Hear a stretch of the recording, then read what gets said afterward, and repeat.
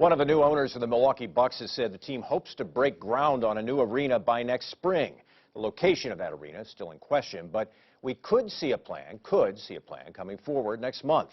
Bring us up to speed on where we are in the process, we've asked Metropolitan Milwaukee Association of Commerce President Tim Sheehy to join us today, and welcome back to Up Front. Good to be with you. Well, we're talking about timelines. That may be a little tricky, but give me a sense of where we are in this process from your perspective.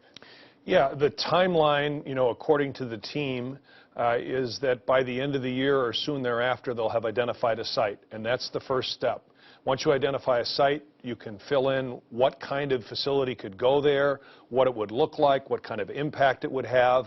Then we can talk cost, and then we can talk public-private partnership to close the funding gap. And that's really the correct sequence to go through here. So site determination is first. Are we down to 2 sites, 3 sites? Where are we? I think we're down to a couple sites. And again, that's really a conversation between the team and the city. I'm very confident that any site that they choose is going to have a big catalytic impact on development downtown. Can you shed any more light on the sites? We hear a lot about the Journal Company building in downtown Milwaukee, something that might also include perhaps where the arena is, the Milwaukee Theater. That's one that we hear a lot about.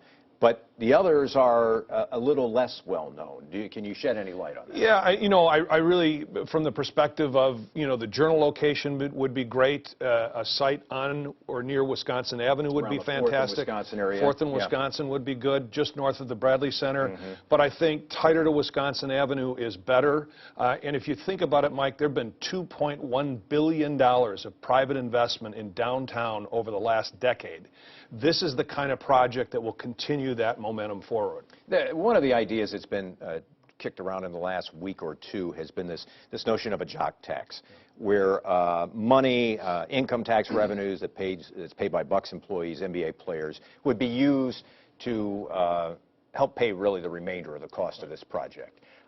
Is that the best guess at what a financing request is going to look like? Sure. The premise, put simply, is there are 30 NBA headquarters in the world. If we want one here in Wisconsin, it throws off about $11 million in payroll from the NBA industry, the current players, the staff, and visiting players. If we don't have a new arena, we're going to punch an $11 million hole in the state budget because that revenue will leave. So the concept is, door number one, we build a new arena. That revenue gets obligated towards some debt service. The arena goes up $450, $500 million into development. Payroll accelerates. The state collects more tax revenue. Door number two, no new arena. We lose the $11 million. The state now owns the BMO Harris Bradley Center and has about $100 million of capital improvements in a building with no anchor tenant. What is your reaction to some of the early reaction to this idea that we've been talking about? It seems like some people in the legislature are not excited about the idea of the state even loaning money for a project of this kind. Yeah, and I understand that. There are a lot of needs that the legislature has to deal with. They're going in to put together a $64 billion biannual budget.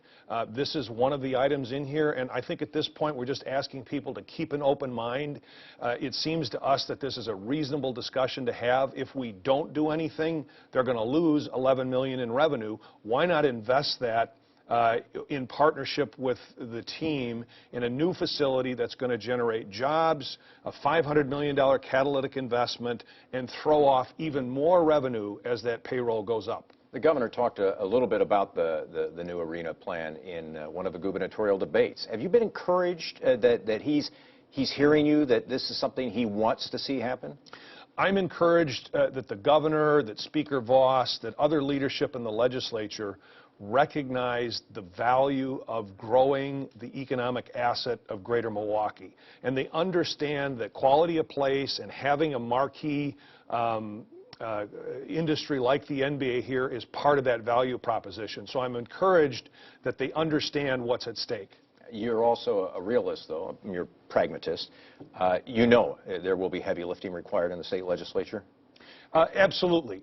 We understand that, and that's why we have to make the case that this is not just about an NBA team. This is about a $500 million catalytic investment that is going to drive growth downtown and continue to accelerate, as I talked about, the $2 billion that was invested over the last decade. There's another $500 million in progress right now. That momentum means jobs, and it means tax revenue for the state. Tim Sheehy is the president of the Metropolitan Milwaukee Association of Commerce. Good to have you back on the program. Good to be here. Appreciate it. Coming up next, how Scott Walker measures up against other governors in a possible bid for the White House.